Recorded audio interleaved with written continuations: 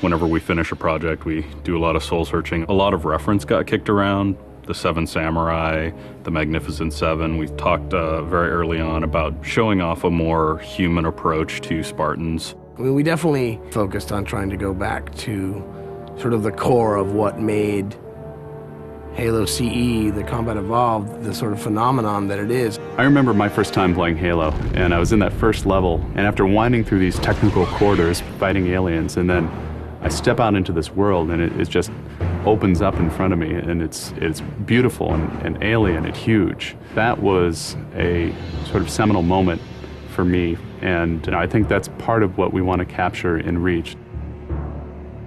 Something that was core to the game at the beginning was that sense of wonder and exploration.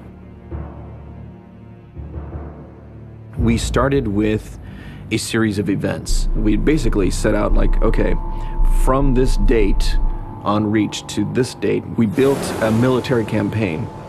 We all had a desire to really flesh out the backstory of what happened prior to Master Chief and Cortana even entering the picture. We knew there were other Spartans, and it just seemed like such a rich area to tell a character-driven story with new characters.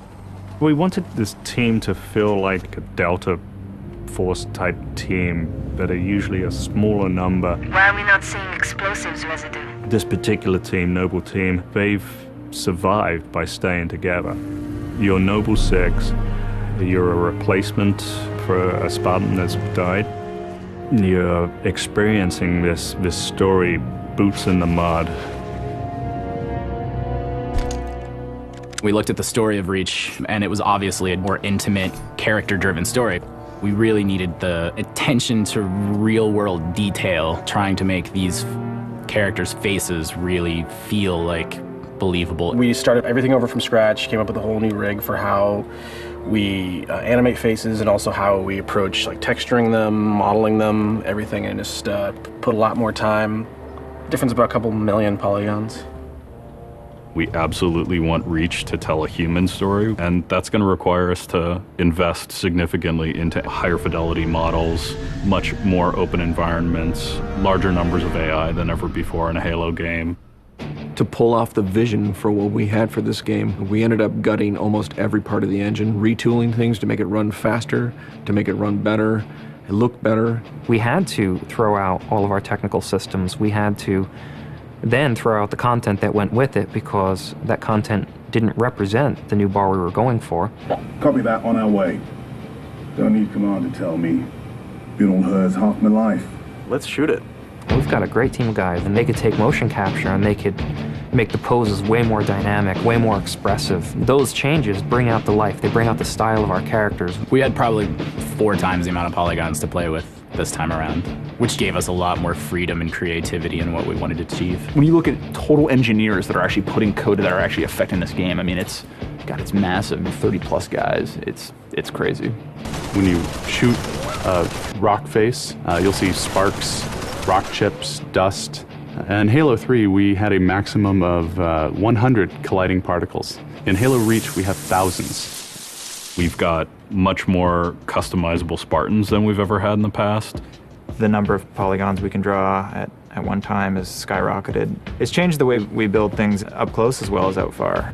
This is where Noble Team arrives, and then you're going to work your way down, all the way down these terraces. Big open environments, epic skyboxes. These are things that are quintessential to Halo. Like, we're building a planet that exists 500 years from now. We want to build spaces that you want to explore. We want to put twice as many characters, vehicles, and weapons into that environment. That's going to require massive improvements to the way we handle our artificial intelligence in the game. We now can put so many AI in an encounter that you can put 4 Spartans, the player, 8 Marines against 30-ish Covenant, and that's an actual serious challenge.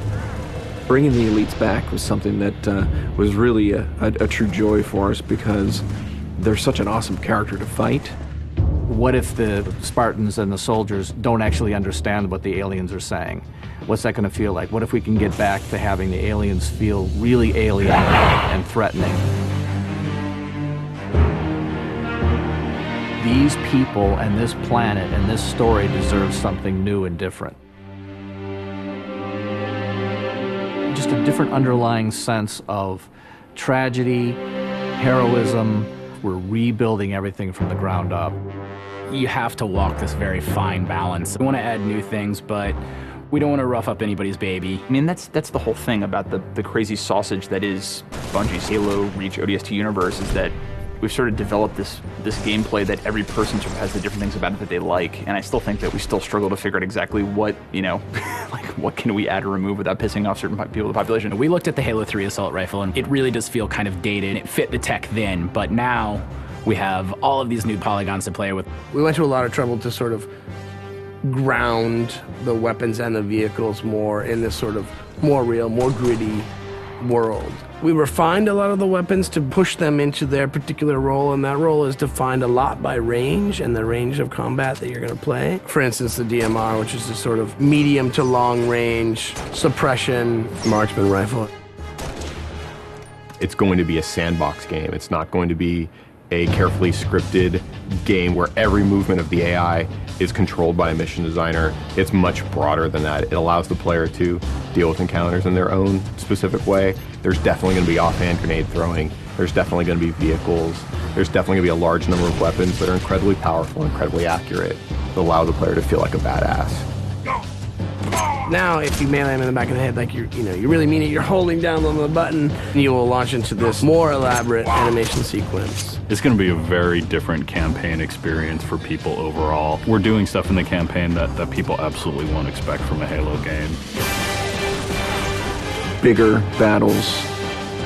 Brand new cast of characters. An incredibly ambitious game.